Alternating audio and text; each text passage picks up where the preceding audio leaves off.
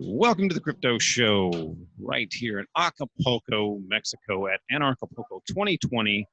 And it's been a few years coming. I think Dale was actually going to get here before. We're talking with Dale Brown, probably the founder, CEO, just creator and overlord of Detroit Threat Management, which is pretty interesting. A lot of what they talk about here at Anarchapulco is how do we get around government? How do we make things better?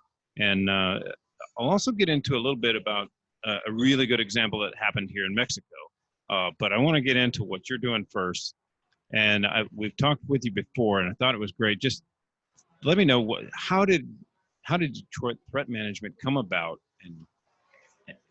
and what made you want to do that? Well, Detroit Threat Management is a direct result of the need for people to have a safe environment that's free of crime and violence, so they can have a good quality of life, so they can prosper, and so they can not just survive but thrive. And that's essentially what we do. We create conditions for people to survive, to stay alive, and to have a good quality of life. And we do that by not using force and violence, by not creating conditions for force and violence to occur, and by not letting people perpetrate crimes while simultaneously not making people feel oppressed or making people feel uncomfortable or in any way making people feel intimidated. We're there to protect people specifically from anything that can harm them and not enforce laws against them. It's very important to know the difference, that protection is not the enforcement of law. So protection would not be policing anyone. So one of the things we want to really specify to people is that in order to move forward from the governmental concepts of policing, we must leave behind the word policing. Policing is something that's different than protecting. And what we want to emphasize is that we're successful because we emphasize protection, not policing. Right. You're removing the opportunity for somebody to create the crime. Yes. To begin with. So instead of trying to find a way to entrap someone in or giving someone the opportunity just so that you can feed the beast and fill the jails. Exactly. And ego drive, finding your rites of passage and the bloodshed of others, which is commonly the real reason for violence, is really on an individual basis, is self-validation and relevance, which is, inappropriate but normal. Humans are always looking for self-validation and relevance. And so if you give them a position of authority that allows them to use force and violence, they're going to do that, subconsciously, normally, unless you teach against it, which is what I do. Right. I lived in Detroit in the late 80s, early 90s, and it was declining then. I think at one point, even about 10, 12 years ago, they were talking about turning that island. This is the zoo. Is it Belle Isle or? Well, there wasn't a zoo. There was a zoo on the island, and it's been closed for some years now. Right. They were talking about turning that into like this capitalist free trade zone or something like that. Somebody floated that idea. It was some millionaire that was going to do that. But in the interim, Detroit kept declining, and then it just became where you could get a house for free if you just paid for the tax or even a portion of the tax. And then all of a sudden these, like hippies and stuff started moving in and creating these neighborhoods where they were, okay, I'll bring you water. I've got a bus service. And now here you have kind of a police service, but it's being not funded by them. Well, a protection service, right? Yes. But it's not being funded by those people who really need that service. It's actually being funded by a corporation. But when you're protecting that corporation by creating a safe environment around them, right? No. Normally when we're, most of our clients currently and historically are homeowners associations or people that own buildings with many apartment units. Okay. So the corporations we do work for, like cigarette companies, right? That one's a $350 million company. They were a $250 million company, right? When we started with them in 1998, right? And because we stopped all their all of their hijackings, that company now makes $350 million a year. Yeah, and you stopped that by making the neighborhood safer. So they're basically, in that case, was making the delivery point safer, right? So you couldn't rob them while they're being delivered, while there's deliveries being made. But the communities that we protect are, throughout Detroit, and we also have individual family policies. So you could sign up with just one family, could sign up for $10 a month and $10 per call and $1 a minute when we're on site at your house. So we made it affordable for everyone. And if you need us there for an hour, it's $60 an hour for the man and $60 for the car. So it's $120 an hour. and you can get a police officer to work secondary for $45 an hour. I often wondered, like, some people will thank a security guard for their service because they're kind of against the police, right? I would rather thank a security guard for his service than the cop for his service because they are so anti-police. Right. You guys are providing the service, protecting the neighborhoods, and who's thanking you? Well, we really find it most valuable to find the value in the quality of life of others. Mm-hmm. So very important is we don't look at someone actually saying thank you to us as important. What's important is that we create for people the quality of life that they should have in order to have a good life. Mm-hmm. And that's where our value is at. So when people do not get robbed, when they do not get raped, when they do not get home invaded, Mm-hmm. when they are not being arrested, when they're not being prosecuted, we consider those wins. When people are not being caged, when people are not being prosecuted, we know we are doing our job properly, because that means we've prevented prosecutorial events by preventing predators from harming the intended prey. Right. Where I actually lost my train of thought on that last question, where I was actually trying to lead was, do you have any statistics on areas that are protected by government police and the number of shootings and people who are shot by police versus an area that is protected by private security? Like, you know what I mean? Like, yeah. A security guard, there's probably not going to be a lot of shootings because there's civil liabilities, whereas with the police, there's not so much of a liability. Well, the real difference is not anything dealing with money. It's dealing with conditions. Mm-hmm. So if you were to take security guards and put them in the same place as police, you're going to have more carnage. You're going to have more violence. And a lot of people don't understand that because they've never put themselves at risk by signing a contract with their employees, going to places in the dark with a gun. Right. And then if they did, they'd understand that you would need, if that's your objective was to go around using enforcement of laws Mm-hmm. with guns in the dark, in alleys and backyards, you're definitely going to need to qualify for immunity because your people are going to be shooting the wrong people. They're going to be shooting themselves. They're going to be shooting homeowners. Right. And this is why we advocate using non-lethal technology.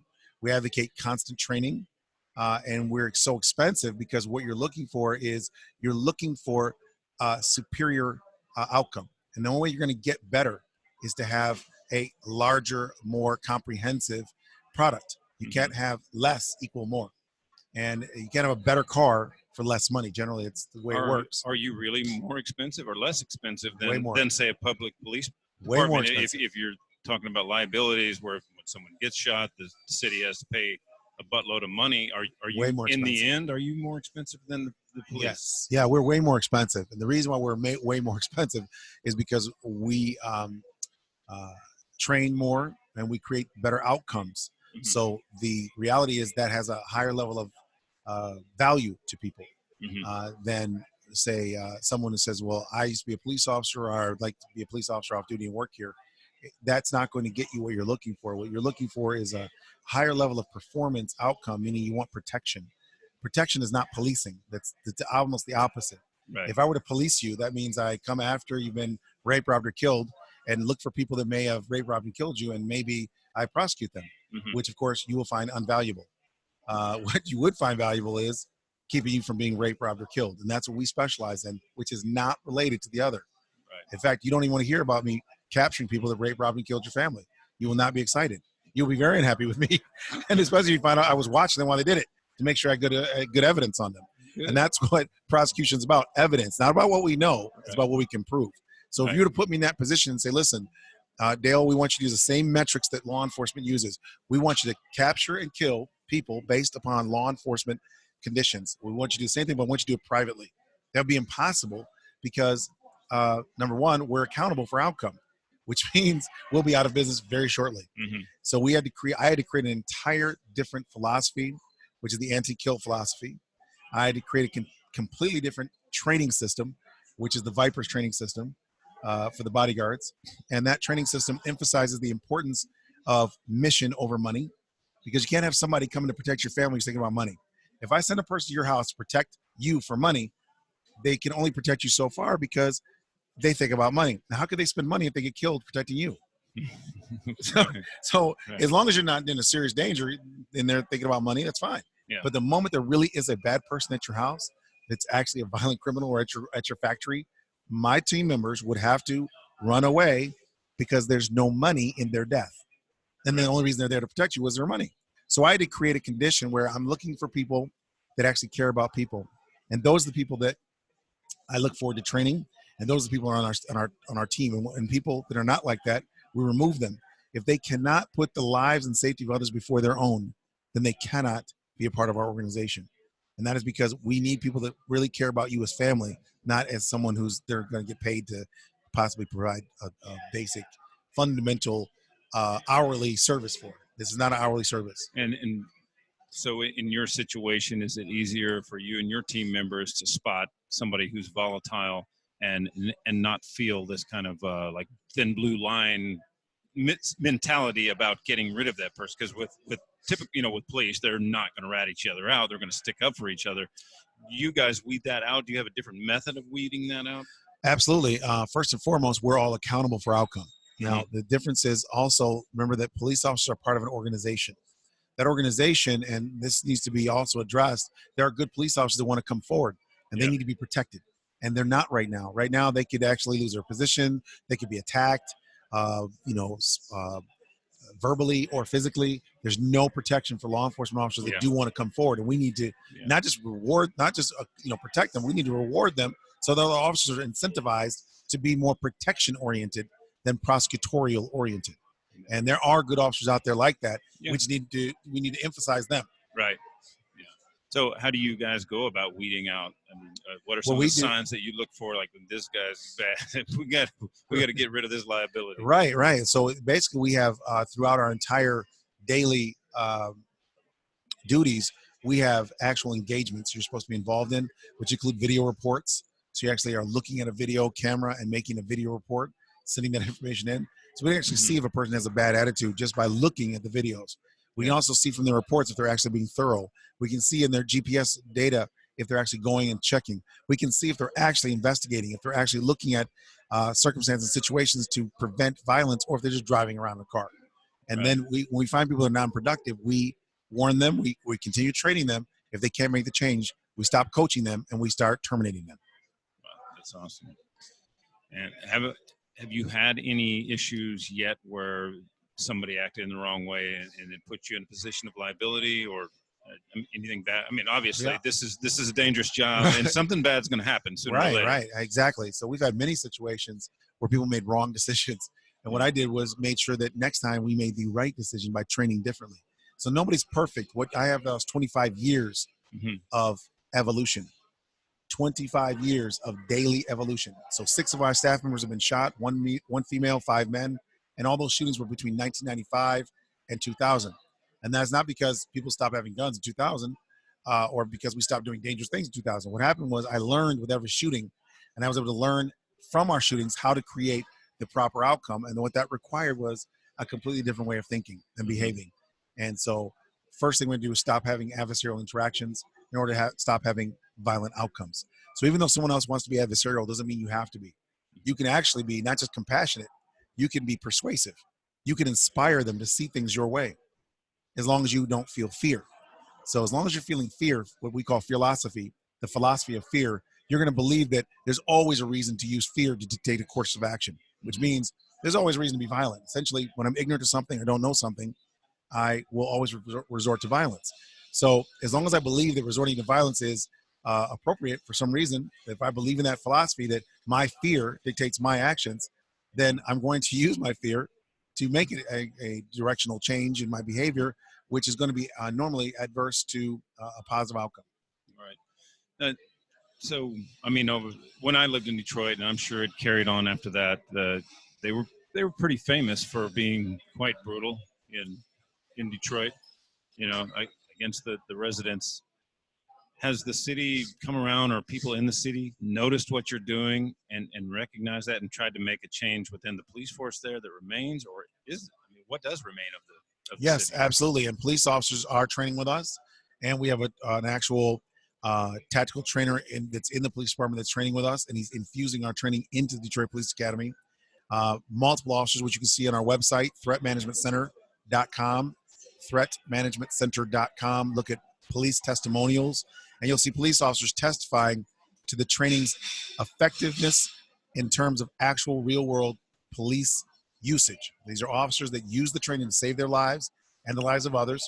What we're most proud of is there's police officers on there that talk about how the training helped them save other people's lives and not use violence. And so you'll see on there officers that actually testify to the use of these tactics when they could have used violence, they chose not to, resulting in an actual non-injurious outcome for a person that they were subjugating, taking into custody. So we're proud of that. Awesome.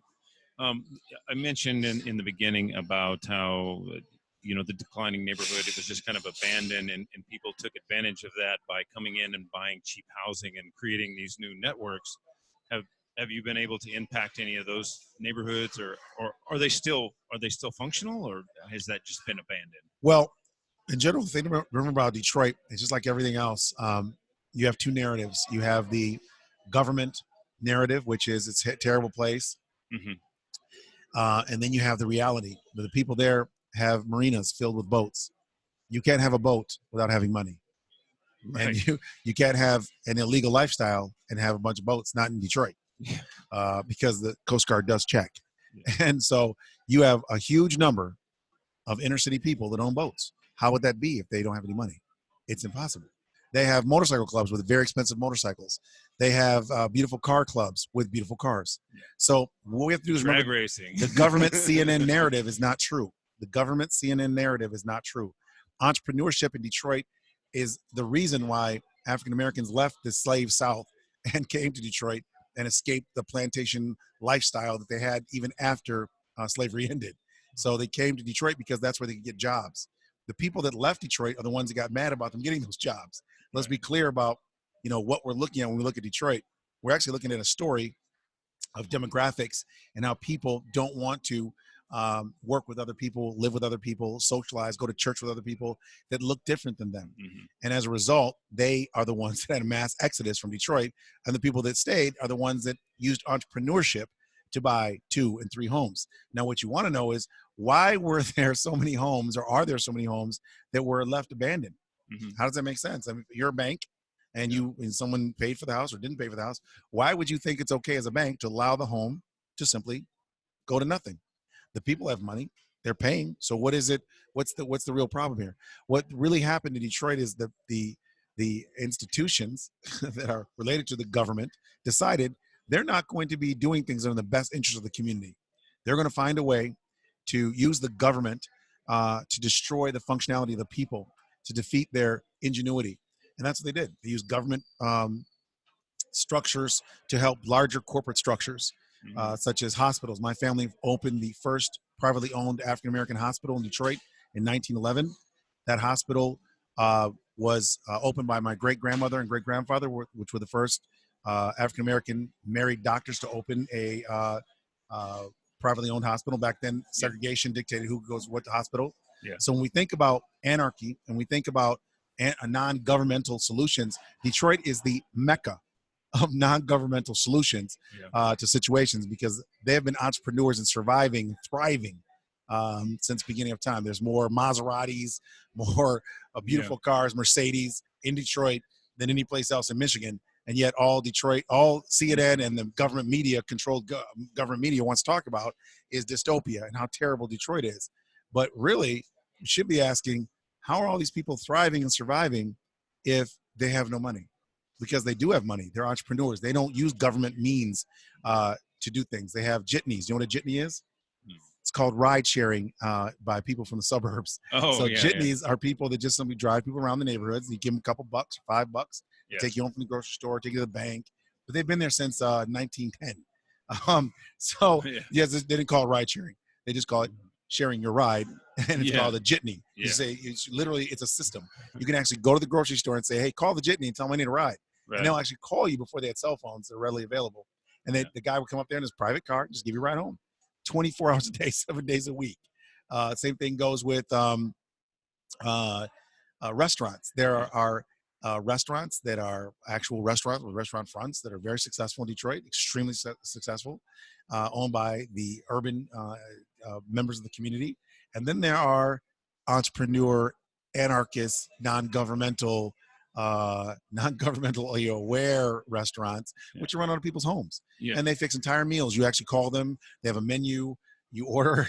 They bring it out to your car like a drive-through in the neighborhood. Right. I mean, it's actually prepared, like Yeah. with food covers and everything. As a home network neighborhood restaurant. They make it all in their kitchen. They come out. These are cross Detroit. Right. Same thing with, you can actually have them delivered to your home. Right. You don't have Uber Eats. You just had call them and they send the guy with the car to your house with the food. It's been a while since I've been there. Is Greektown still thriving? Oh yeah, Greektown's always surviving, and that's part of the old governmental system of acting like it's not government, right? But really they're using tax dollars to back them up, and what they're doing. Same thing with the things like Tiger Stadium, the Freedom Plaza downtown. Yeah, Freedom Plaza. All those plazas are made with non-free money. Yeah, they're made with tax money. Yeah. And all those private endeavors, those private corporate endeavors, are also backed by our tax dollars.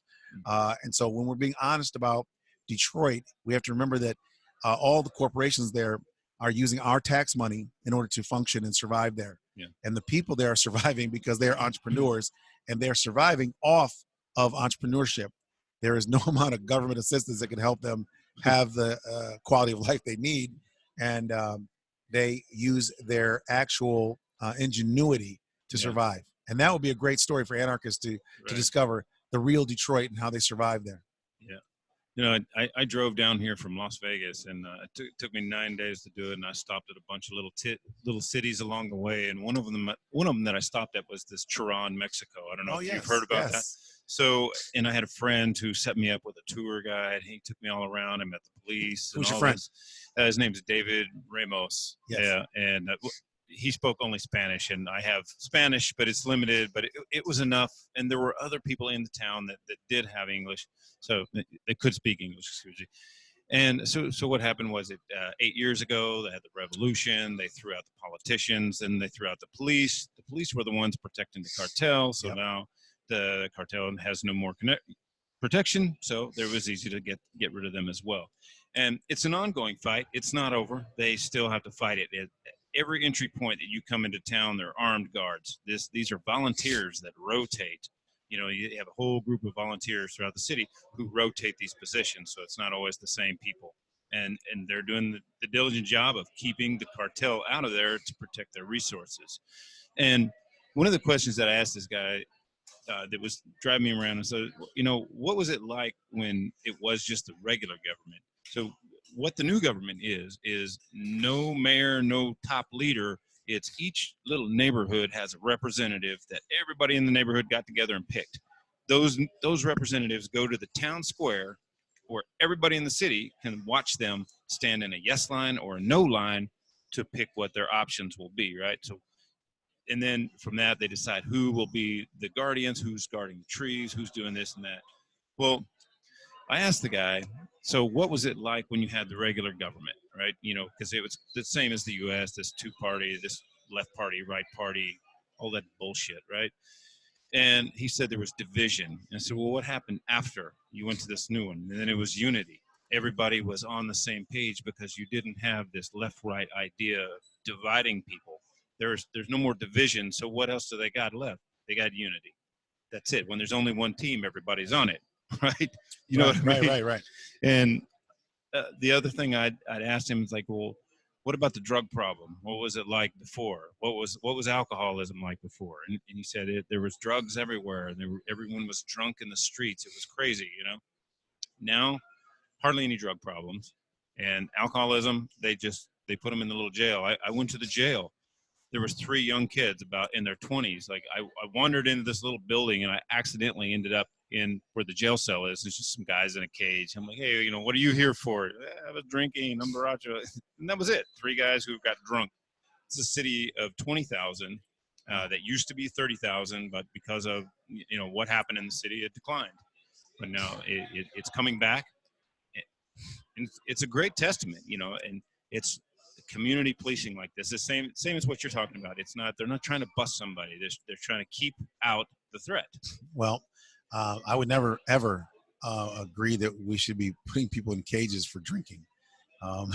Yeah. If we Right. did that in Michigan, the cages would be completely full. Yeah.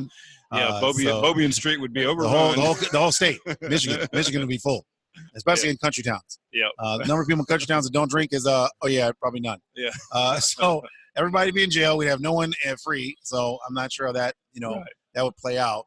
But I would be interested in, and I've heard of this town. I'd be really interested to know how they do things because, although it could be said that maybe it's because of their homogenous society, that maybe that's lending to it. But there's no way something like that could work in a society where people have different cultures and agendas. Right. That, for example, I know a lot of Christians that won't work with Muslims. I know a lot of Muslims that won't work with Christians. That's going to end that right there.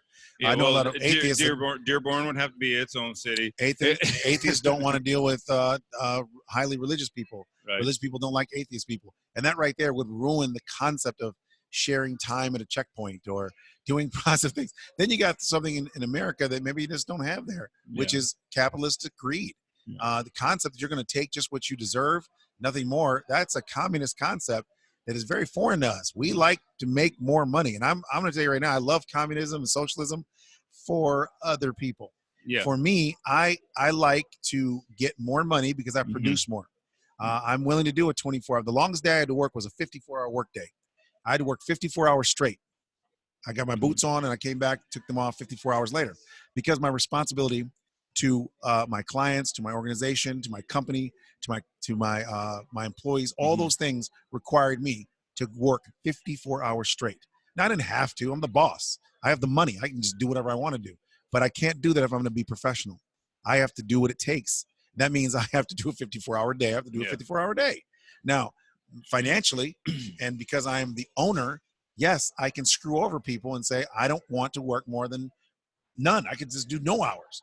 Okay, I could do that. I can even drop everyone's pay if I feel like it. I mean, I have all the control to do whatever I want to do, but the question is, do I want to produce the professional outcomes? You're not going to gain the respect of your team if you're not part of the team. Number one, right? Lead by example. Right. But a lot of bosses don't, right? I'm not a boss, though. I'm a coach, and that is a very strict difference, right? And ultimately, at the end of the day, what I have to do is set the example so that other people would want to follow, right? Right. And I also have to show that if I want people to succeed, I have to show them how to do that. Yeah. And I say all that to say that if I put money first, then I wouldn't do any of those things. Yeah. Right? I put money first. What I do is I put the mission first, and that's a very important principle. And the money is a byproduct. It's always a byproduct. It's always there. I never have to worry about where the money's coming from or if there's going to be money, because when you're excellent at something, it always has value. It's perceived valuable. As long as that happens, you'll always have it. So what keeps everything in order is the reality that my outcome is directly related to my income. And if I protect something properly, that means that nothing bad happens. Right. If I don't protect something properly, that means someone has to get prosecuted. So outcome and income are always related in every performance endeavor. And anytime it's not, that means it's not a performance-based organization. So what keeps me in order is the reality that if I don't do the right thing, say the right thing, and have the right outcome, there will be no financial ability to continue on. I get no government funding. I get no handouts, no type of grants. Everything is sweat equity driven. And now we have boats and armored vehicles and Hummers and everything else required to keep people alive. Yeah. Right. On as far as keeping people alive on these neighborhoods so if you're working with a business versus a neighborhood, do you adjust your prices, or is your price just set, or do you? It's pretty much set. If you're poor and someone's trying to kill you, we don't charge you any money and we keep you alive. If you are rich and you're asking for extraordinary services, it can be quite expensive.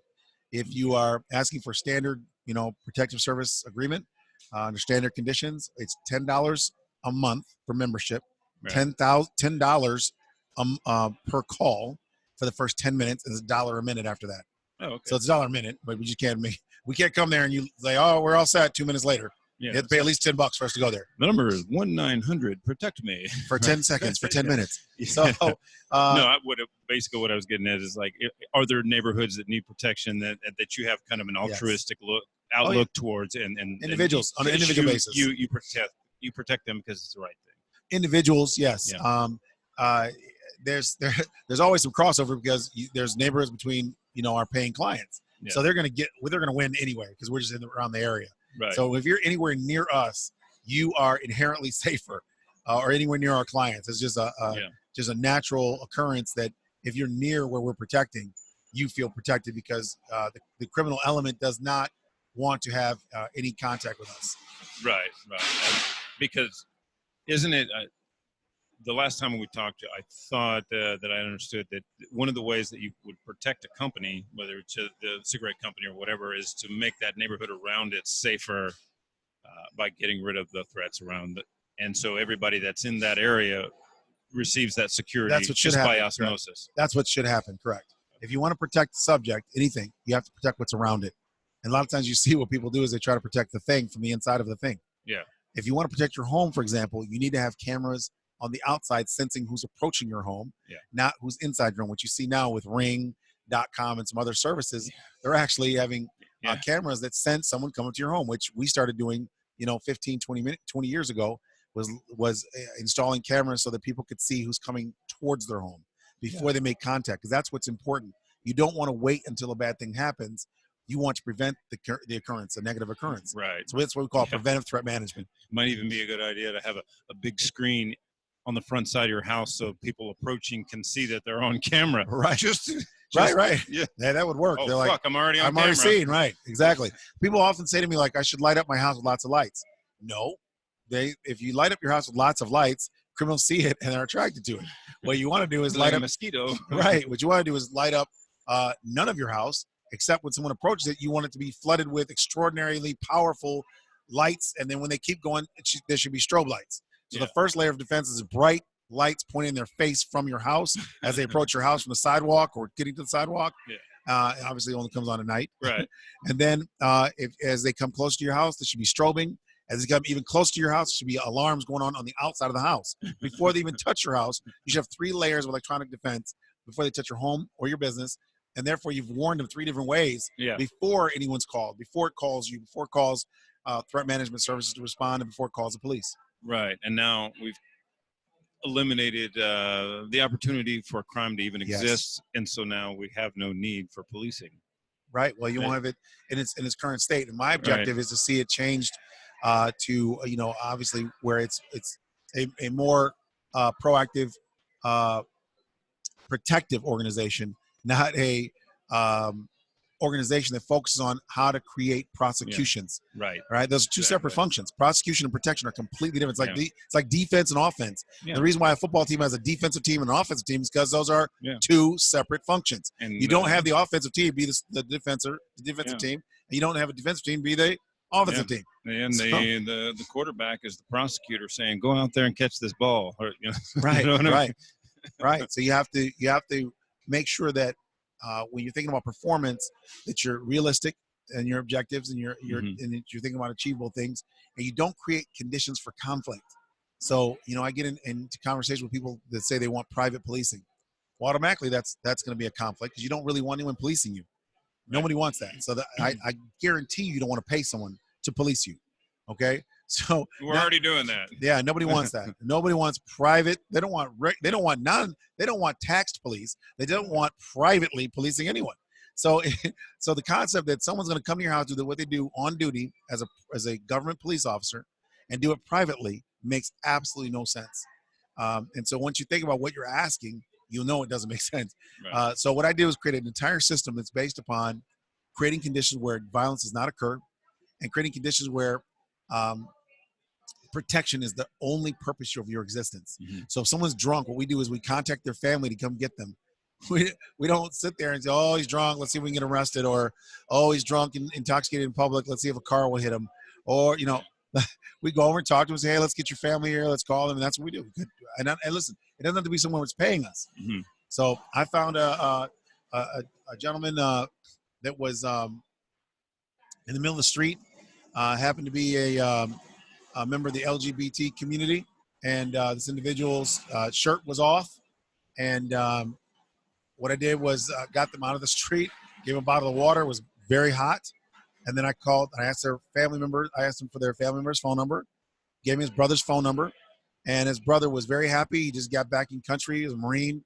And, his brother is, laying in the middle of the street. And so he came and he said, thank you for, watching my brother, watching out, not leaving my brother in the middle of the street. He's having drug problems, mental problems. And, I thank you. And then that's not for any money. There was no money. Right. I just cared about this person. Right. And it turns out that, his brother cared about him too. So if you look at all people as your friend, as your family, you look at all these people out there that you come across, could be mentally ill people, could be people being hostile or violent. Do what you would want someone to do if that was your family member. That's all I could say is that what threat management is a new paradigm shift in the way in which we view violence and the need for violence. And then what you find is there is no need for violence. Any action you have to take shouldn't be violence, and it shouldn't be violence, and it shouldn't be based upon violence. It should be based upon your objective to either escape, control, or immobilize this threat. And if you're trying to control them or immobilize them or escape from them, you need the skills to do that. And that's what we specialize in, which is why we came here to Acapulco, was to introduce people to our training system and to make sure they know that they can have franchises in their community. So our objective is to get franchises in everyone's community in the world to make the world a safer place through nonviolence. That's awesome. And probably just one more question is, do you have any examples of some of the neighborhoods that you protected and how business and the economy improved in that neighborhood because of your protection? Specifically, our actions improve the quality of life of people and the business community directly. So it's not an indirect, it's a very direct thing. So we've had people move into communities and they said, the only reason I moved here is because you guys are protecting the community. They specifically bought a home in this particular neighborhood, not because it was their favorite home, because they felt safe in that particular home because of us. Right. And that information was documented, recorded on video, and sent to the homeowner association so they understand the perception of value of safety for your family does equal property value.